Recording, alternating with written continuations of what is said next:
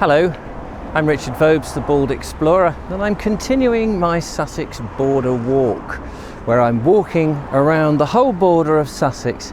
And today I've moved on from Littlehampton and I've just come inland a little bit because there's a couple of interesting things here I want to have a look at before I head back down to the coast and make my way west. So I'm in Clymping, which is a tiny little village, famed I think for a number of things. You've got Ford and Arundel up this way behind me, and on the way to Ford you go past, of course, the Ford Aerodrome or the Ford Airfield that once came into play in the First World War with the RAF.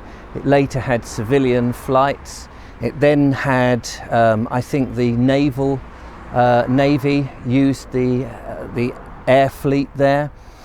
But when it was bombed in August, I think it was the 18th, 1940, the RAF came back there and was there to the end of the war, and then I think the Navy had it. But then around 1980 it closed down as an airport and has become an industrial estate, and there's an open market there, a car boot sale, and I think now it's got peripheral houses.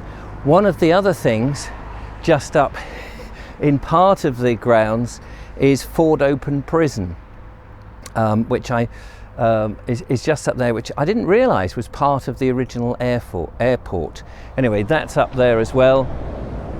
But I'm here to have a look at the church.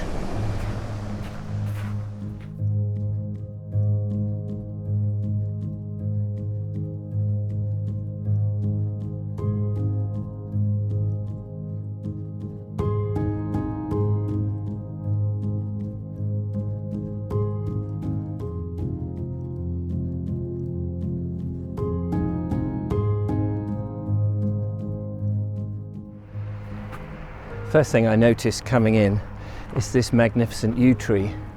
It seems to have had a few branches lopped off in its day, but I know the lovely Julia loves her trees, as I do, but it's wonderful to see this. I don't know how old this one is. It's not one of the oldest, of course, you can see that by the size of the trunk, but it is a beautiful thing. And it's nice to be greeted by the yew tree. I feel a friendly welcome here already. But the church has some interesting features, so let's go and have a look at those.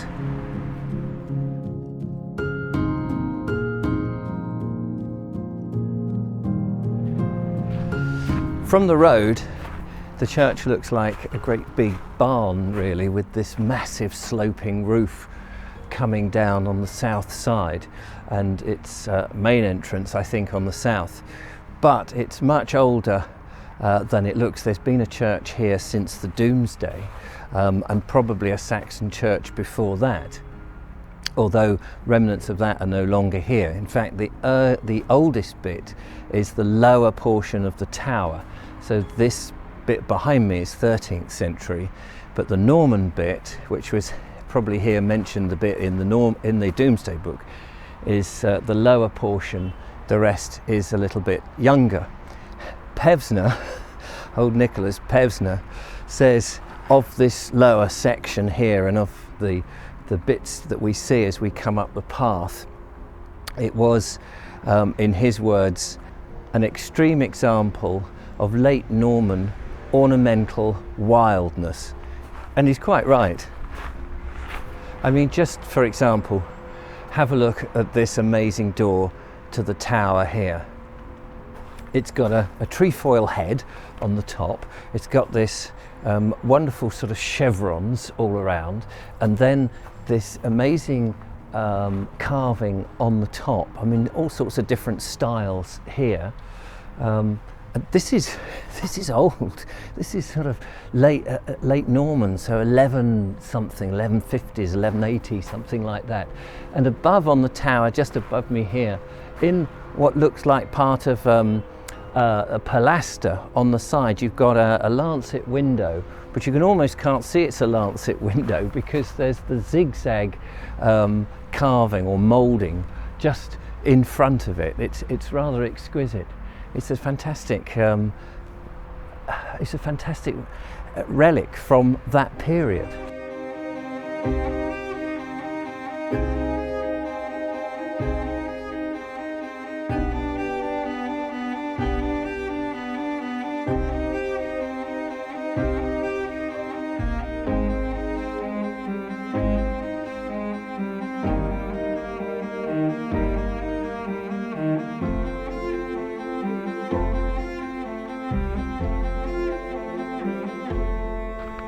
You can see at the back on the south side there that the staircase that leads up to the bell tower, it protrudes just a little bit, showing that it's not perfectly encapsulated within the tower.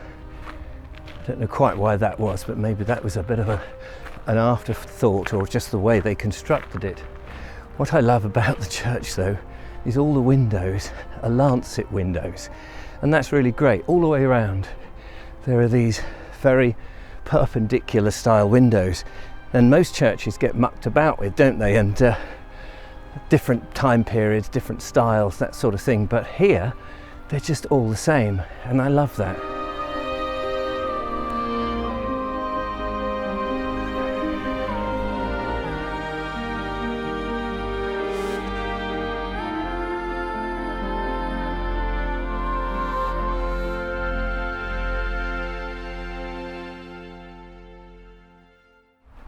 I think Pevsner was quite impressed, for a change, with Climping Church, St Mary's.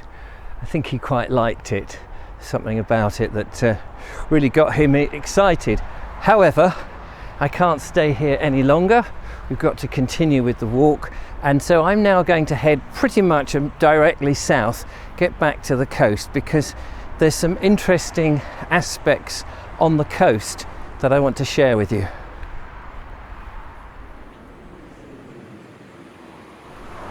I should just add, next door is a very impressive building, the parsonage, just here, and it's called Church House now. In books it's also mentioned as the vicarage, built in 1833 I think it was, and it's Gothic in style. It's a very nice property. There are some other nice properties around here, but they're sort of spread out. The whole village is a bit spread out, and then there's the infill of more recent buildings. But to the coast. I've taken a bit of a zigzag path here, so I've come south from the church, crossed the A27, gone west a little bit, and then turned south again. And I'm heading up towards Bailiffscourt and Atherington. I think that's how it's pronounced. I may have got that wrong. But I just suddenly stopped because I hadn't noticed this before. Right next to me here is the old Clymping pound. Well, you've got the blacksmith this side, Clymping blacksmith. I hadn't really appreciated that Clymping came this south of the A27, so that's really interesting. And then here is a restored version of the old Clymping pound. And the Clymping village pound here has got even a sign that says, and it's got the old spelling of Clymping, C-L-Y-M-P-I-N-G, where stray animals were impounded until payment of a fine. And many villages had this, especially down in Sussex, I noticed, because I've passed many of them, and it's just an enclosed area where stray animals that were found were brought back, and then, as it said, a fine was paid. But brilliant to think that it's still here. It's now got a couple of benches on and people can have a rest, which is lovely. Further up the road, and I'm going that way, but there are two footpaths to the east, which I think one of them will take you right down to Climping Mill, but I'm saving that for the end of this video.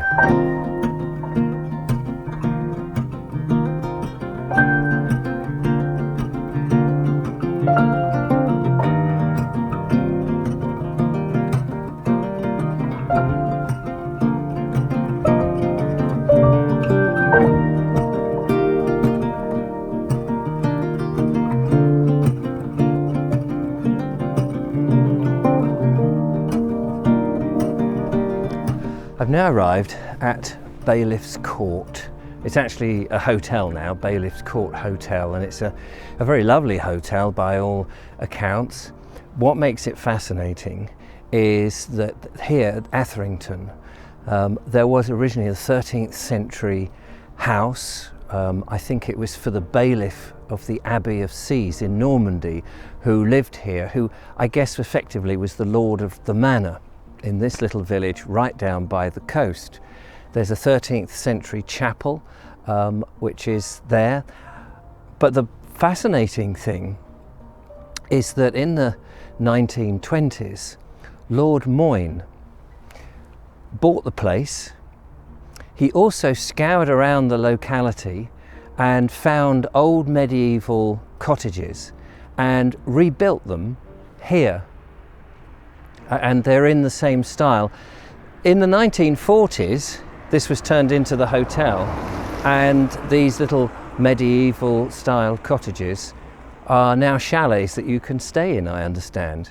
Anyway, I can't go in because it's private property, but I am talking to the people that run the hotel to see if I can get an interview with them and an actual look round. So that's really something to look forward to. So unfortunately, I can't take you there today, but hoping to get there in the future.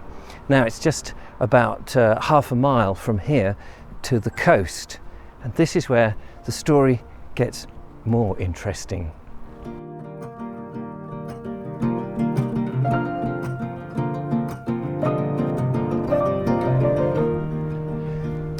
That behind me is Atherington Farm, beautiful old farm there with its flint and pebbles on the walls and red tiles and what have you, and I'm coming very close to the coastline here. And what's interesting for me is the village of Cudlow. Now in an earlier video you may remember when I was, where was I? Rustington, I think it was. I went past Cudlow House where J.M. Barrie was, and I wondered about the name Cudlow.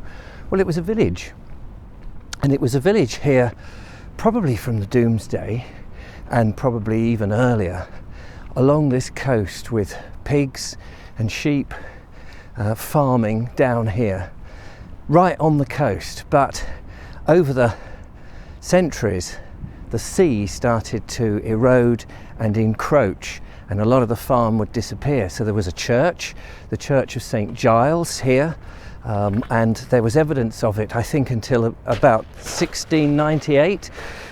You could still see the remnants of the church. You cannot now. There was many residents here along this bit until about the last resident, I think, was here until 1620 living, but the sea slowly has eroded the whole coastline here. So I imagine that the village probably went out at least another half a mile along this stretch of Cudlow. There was a second port here as well, further back towards Littlehampton, which is that way. And there was an inlet very close to where the windmill is down there, Climping Mill I think they call it now, and that's much further down. But there was a second port. All of that has gone, and so by the 1600s this had very little left other than pretty much what we see today. And when you look at the ferocity of the sea, it's easy to see why.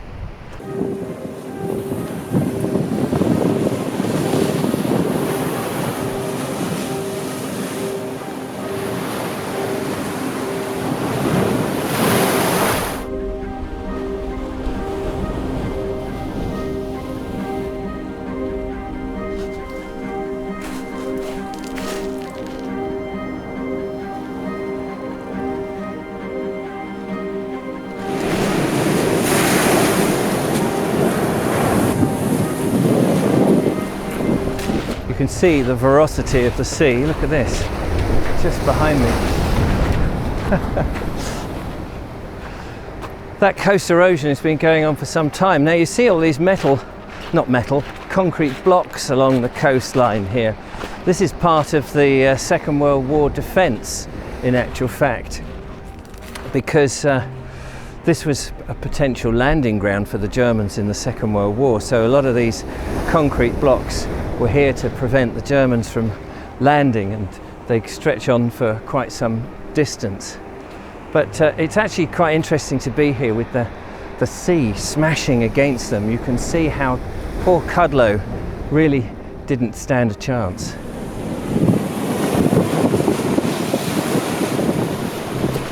I mentioned the footpaths earlier that cross to go towards Climping Mill.